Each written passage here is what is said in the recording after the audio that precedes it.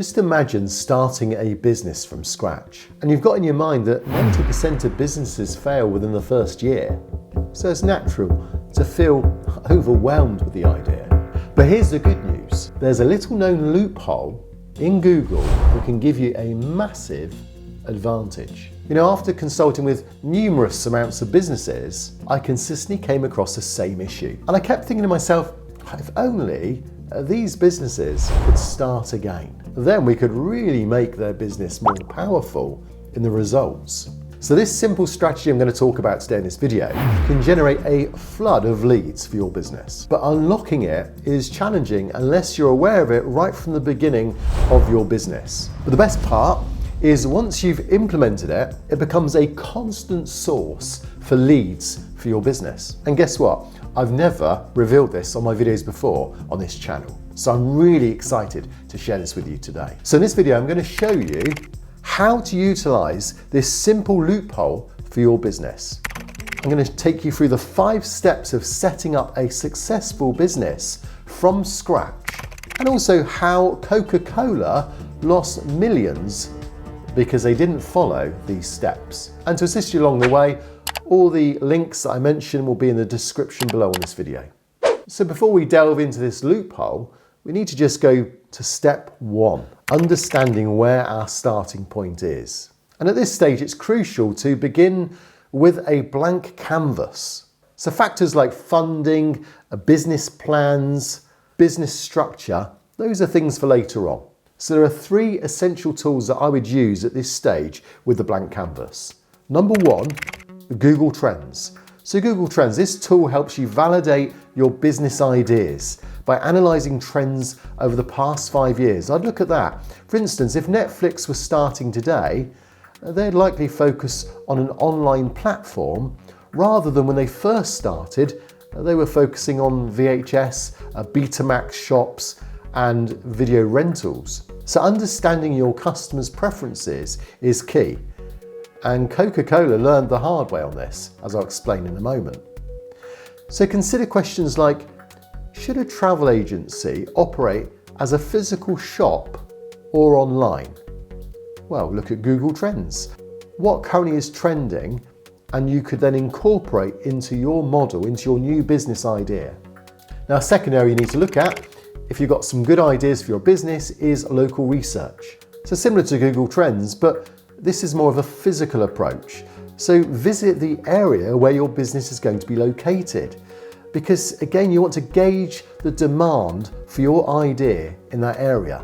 For instance, if there's a new block of offices opening up and they're under construction, and you know there's going to be 1,000 workers there in, say, 3 months' time, then providing a food or a coffee shop may well be a very positive idea. It could be a very lucrative venture. So you want to analyse also the competition. If there's already 3 have just opened up, maybe then it's not a good idea.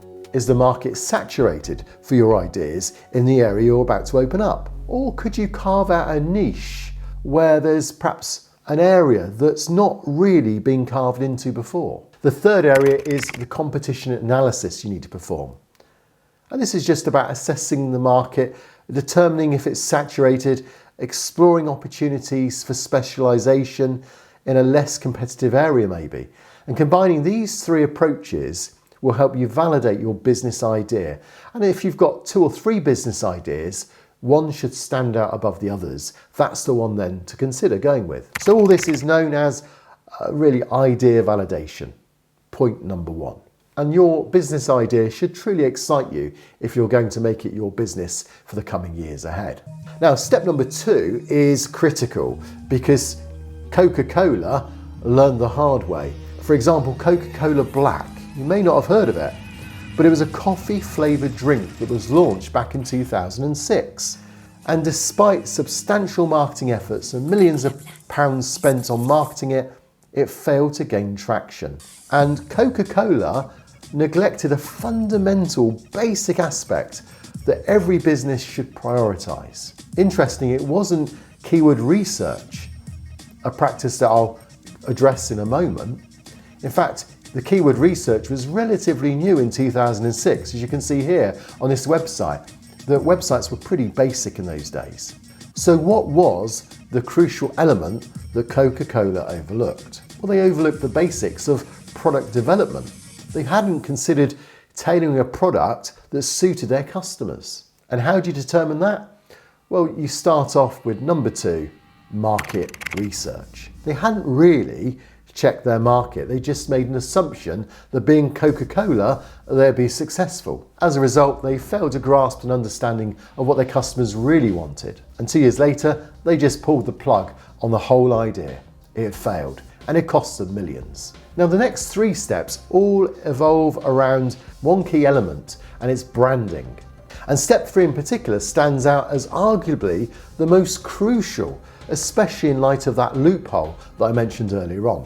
And I would consider this step as the heart of the whole process of getting this right. And you can rely on some free tools that are going to help you to do this too. And this is about understanding the keywords that your customers are using to search for your products or your services. What are they consistently using? List out 20 to 30 keywords and you'll come across maybe 5 or 10 that are really important keywords that are always going to be used by your customers. And this is where you're building now a branding strategy for the next 3 steps. So what free tools can you use? Well, I use SEMrush, which is a really useful tool. Links will be down below. Answer the Public, again, gives you some ideas as to the keywords that are being really searched by real people from real data. And also Google Keyword Planner. Now that's used to help people with adverts on Google, but again, it gives you all the information you need about what people are using and how often these keywords are used by your types of customers. Now, warning here, you don't want to skip this step if you aim to maximize lead generation in the following 2 steps. So this step is crucial. Number 3, keyword research.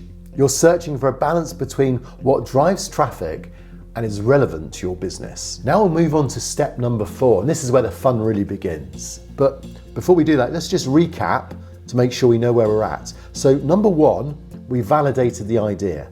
Number 2, we've identified the gap in the market. Number 3, we know the keywords that customers are using. Real customers, real keywords. So what's the fun part? This is where most businesses need to be. This is where I wanted to get those businesses that I consulted with. This is the point if we could turn back the clock, this is where we want them to be. The point of designing the brand, and having those keywords in mind. And this is where you can implement the loophole. So this is how it works. One of the biggest ranking factors is having keywords in your business title. Everyone wants to capitalize on this, but when they've established a business, changing a business name isn't straightforward.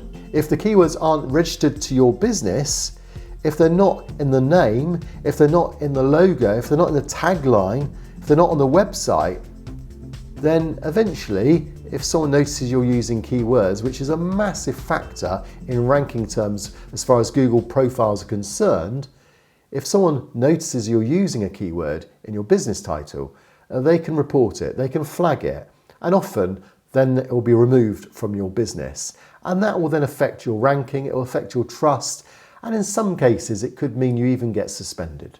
And this is because it's violating Google's guidelines. But this is where the loophole comes in. You see, if you go through those guidelines, you'll notice that there is something you can do from step 3. So step 3, we've got some great keywords. So then think of how could you add those keywords to your brand and your business so that then you follow the guidelines. See, the guidelines say this: accurately represent your business name. Your name should reflect your business real-world name as used consistently on your shopfront, website, stationery, and as is known to customers. So as you can see, if you could get back to that stage, or if you're starting a brand new business, you're at that stage, now's the time to use those keywords. So legally register your business name and get your brand designed and get your website and your business cards added. And you now know this is going to immediately help you get found because you've already proven those keywords are being searched for by customers. And businesses that are ranking at the top of Google generally have some of those keywords in.